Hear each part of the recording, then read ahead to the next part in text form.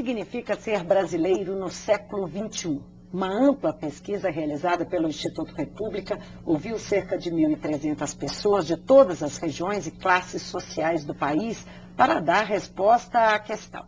O estudo ambicioso reuniu pesquisadores de diversas áreas do conhecimento que buscaram identificar como o brasileiro percebe a realidade e a si mesmo. Conversa comigo o cientista político e diretor do Instituto República, Rodrigo Mendes Ribeiro. Bem-vindo, Rodrigo. Obrigado.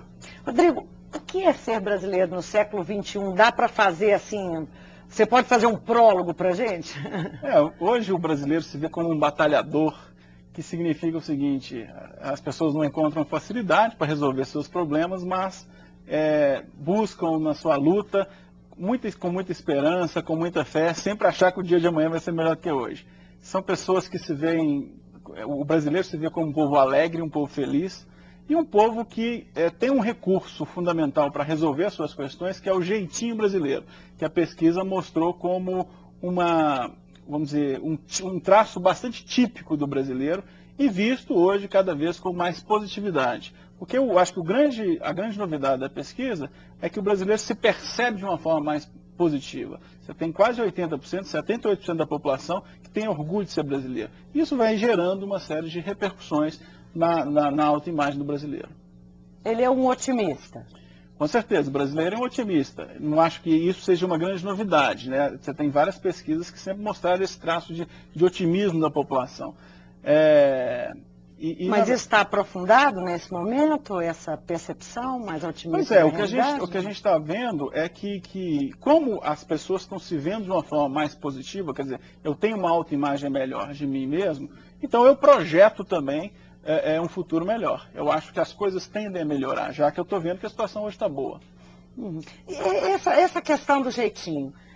O jeitinho ele foi satanizado, muito considerado de uma forma negativa, sim, não é? Sim.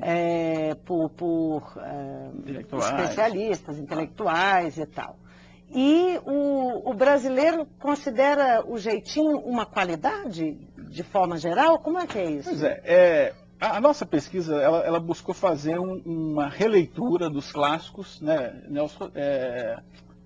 Sérgio Buarque de Holanda, Gilberto Freire, os teóricos que pensaram a questão do jeitinho, Roberto da Mata, Lívia Barbosa, e predominantemente você tem uma leitura negativa do jeitinho, o jeitinho associado à corrupção, né? Essa é a visão predominante na literatura.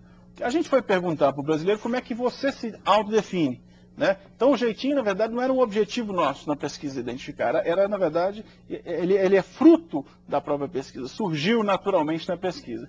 E o jeitinho surgiu associado a fatores positivos. Então, o jeitinho está sendo reconceituado pela população brasileira como inventividade, como capacidade de adaptação, como criatividade, né? Ou seja, um jeito muito próprio do brasileiro de se resolver os seus problemas. É otimista, inclusive, para se ver, para olhar para si mesmo. Esse é o grande lance, quer dizer, as pessoas estão se vendo de uma forma mais positiva e estão vendo as suas marcas, vamos falar, o jeitinho brasileiro, como algo não só negativo, mas sobretudo positivo. Tem que ficar claro que o jeitinho, ele comporta esses dois lados, né? Tanto o lado da corrupção, do favor, e também esse novo lado que vem aparecendo, que tem a ver com essa coisa da adaptabilidade que o brasileiro tem. Essas características que apareceram, né, como o caso do jeitinho, essa visão, aparece tanto na cidade quanto na região rural? Como é que é? Tem diferenças? Eu acho que uma das grandes descobertas também dessa pesquisa, e para mim foi uma surpresa, porque eu achava que a gente não tinha identidade nacional, que na verdade o Brasil seria uma espécie de uma colcha de retalhos. Você tem lá as identidades regionais, né? Então o norte, o sul, o nordestino, e que você juntava isso tudo e dava o Brasil, né?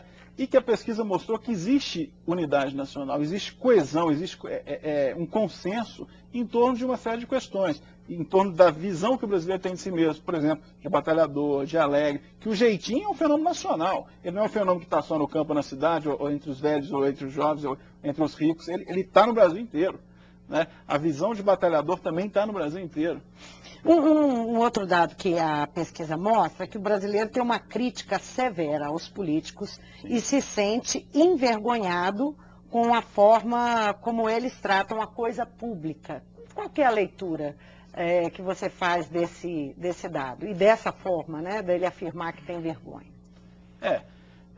Que teoricamente poderia aparecer até como uma espécie de uma contradição. Quer dizer, as pessoas estão felizes, as pessoas estão achando que estão podendo comprar mais, as pessoas estão... Estou citando dados de pesquisa. As pessoas acham que o Brasil está melhorando, se transformando, está sendo mais respeitado mundialmente.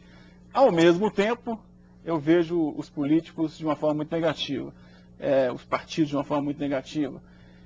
Primeiro, eu acho que é uma imagem. Quer dizer, as pessoas têm uma imagem muito negativa da classe política. Então, eu acho que é quase um preconceito, né? Tanto é que, na verdade, quando você avalia, por exemplo, um deputado, um governador, um prefeito, você tem boas avaliações. É o caso da contradição com, por exemplo, a aprovação do presidente Lula.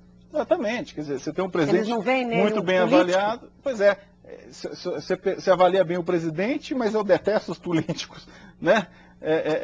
Avalio muito mal, por exemplo, a prestação de serviço na área da saúde, acho que isso tem que ser resolvido, mas avalio bem o governo como um todo, né? Então, na verdade, é o que eu acho, que há uma avaliação por imagem, uma avaliação negativa preconceituosa dos políticos em geral, que não é, aí eu acho que não é só do Brasil, né? Essa avaliação negativa da classe política, dos partidos, ela é um fenômeno global, né? Não tem nenhum país do mundo que os políticos sejam bem avaliados. Dentro do conjunto da pesquisa, esse é um problema significativo? Sim. A visão que o brasileiro tem da política. A falta de interesse das pessoas pela política, a avaliação negativa que as pessoas têm dos políticos, e acho que isso tem, na verdade, até as pesquisas que a gente faz há muitos anos para o Tribunal Superior Eleitoral, vem mostrando que há uma correlação muito grande entre escolaridade e, por exemplo, interesse por política. E as pessoas se interessam mais por política e prestam mais atenção no que os políticos estão falando ou não, quando tem escolaridade mais alta. Quer dizer, se a gente quiser transformar essas percepções, a gente tem que dar escolaridade para as pessoas, né? E acho que também, se existe um preconceito, se existe uma imagem negativa, essa imagem tem que ser desconstruída também, né? Os políticos têm que fazer a sua parte no sentido de mostrar que existem coisas boas sendo feitas. Uhum. Ainda a percepção política do brasileiro, deu para avaliar se o brasileiro é mais ou menos conservador, está mais ou menos conservador hoje? Do ponto de vista político? Da visão dele da política, do fazer da política, isso foi avaliado? O que a gente sabe, e acho que a gente pode falar isso do ponto de vista até eleitoral, que as pessoas, quando estão felizes, quando elas têm uma percepção de que o mundo que elas vivem está bem e que elas têm uma expectativa favorável em relação ao futuro, se elas acham que o dia de hoje está bom e amanhã vai melhorar, as pessoas tendem a ser conservadoras, né? É o chamado feel good factor, quer dizer, eu me sinto bem agora e acho que o futuro vai ser bom, então eu tendo a agir conservadoramente no mundo. Então, por exemplo, eu tendo a votar na continuidade, né? E não faço uma opção pela mudança, já que a mudança pode trazer um risco naquilo que eu acho que está legal. Né? Então, esse grande pano de fundo, a gente não tinha nenhum objetivo de fazer avaliação eleitoral ao fazer essa pesquisa. Né? Mas a pesquisa identificou que o brasileiro está um grande satisfeito. pano de fundo, exatamente. Isso você acredita que deve influenciar na escolha do eleitor? Eu acho que isso é determinante na escolha do eleitor. Quer dizer, e fica muito claro que, independente do desempenho dos candidatos, por exemplo, nas campanhas, o eleitor está votando motivado nessas percepções mais gerais, né?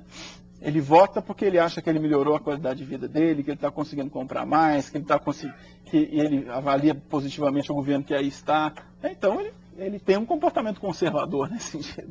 Agora, isso retrata um momento, é um corte, é um momento que ele está vivendo, que o brasileiro está vivendo, ou a gente pode pensar, ter uma perspectiva estrutural mesmo de... O que a gente tentou fazer foi fazer uma espécie de um balanço de 20 anos de democracia, de estabilidade democrática, de estabilidade monetária. Quer dizer, você não tem inflação, a inflação é muito controlada, as pessoas então podem fazer um planejamento, você tem democracia funcionando, instituições rotineiramente funcionando, né?